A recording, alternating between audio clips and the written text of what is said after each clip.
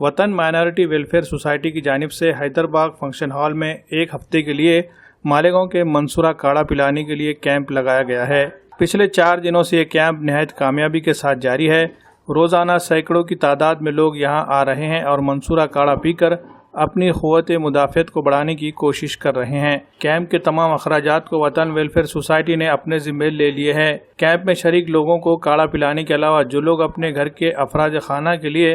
کاڑھا لے جانا چاہتے ہیں انہیں بھی مفت پارسل دینے کا انتظام کیا گیا ہے۔ مالیگاؤں کے منصورہ کاڑھا کیمپ کے انتظامات سنبھال رہے وطن ویلفیئر سوسائٹی کے ذمہ دار محمد رئیس خطیب نے لوگوں سے ایک اہم اپیل کی ہے، جس میں انہوں نے منصورہ کاڑھا کیمپ میں لوگوں سے زیادہ تعداد میں شریک ہو کر اس کا فائدہ اٹھانے کا پیغام دیا ہے۔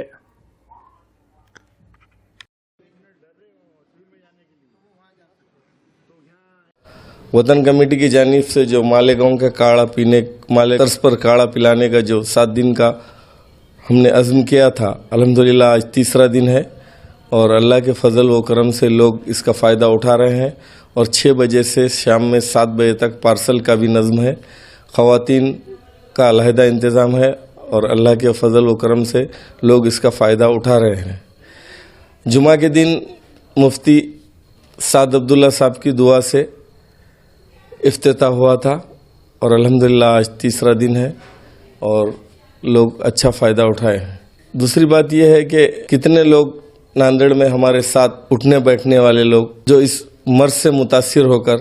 اللہ کو پیارے ہو گئے ہیں، اللہ ان سب کو جنت فردوس میں کروٹ جنت نصیب فرمائے اور ان کے گناہوں کو معاف کرے، اللہ ان کی مغفرت کرے۔ لیکن ہم لوگوں کے لیے یہ بہت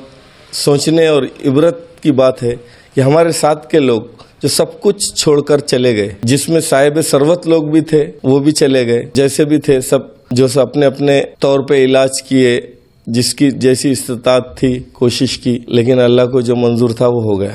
اب سوال یہ ہے کہ ہم اس سے کیا عبرت لیتے ہیں؟ آج بھی موقع ہے ہم سب مل کر اپنے گناہوں کے معافی مانگ کر اللہ سے رجوع ہونے کے علاوہ دوسرا کوئی راستہ نہیں ہے۔ اللہ کا عذاب ہے یا انٹرنیشنل جو بھی سازش کے تحت یہ بیماری ہے یہ اللہ بہتر جانتا ہے، لیکن توبہ ایک راستہ ہے۔ آج سب مل کر ہم اللہ کی رسی کو مضبوطی سے پکڑیں اور توبہ کریں تو یہ آفت ٹل سکتی ہے۔ اور تیسری بات، میں اس ناندیڑ کے صاحب ثروت لوگوں سے ایک اپیل کرنا چاہتا ہوں کہ اللہ تعالیٰ نے آپ کو دولت دی ہے اور آج وقت ہے آپ کے پاس کہ اس مہاماری کے پیریڈ میں اگر لوگ بھوک سے مر رہے ہیں، کئی لوگ چھوٹے موٹے لوگوں کے کاروبار ختم ہو گئے ہیں،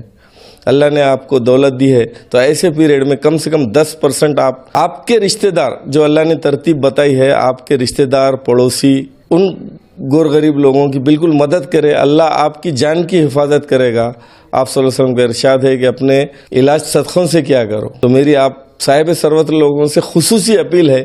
کہ دیکھیے ہمارے سامنے اٹھنے بیٹھنے والے بڑے بڑے لوگ کروڑوں روپے چھوڑ کر چلے گئے۔ نبی کریم صلی اللہ علیہ وسلم کا ارشاد ہے کہ مرنے کے بعد مردہ اللہ کے سامنے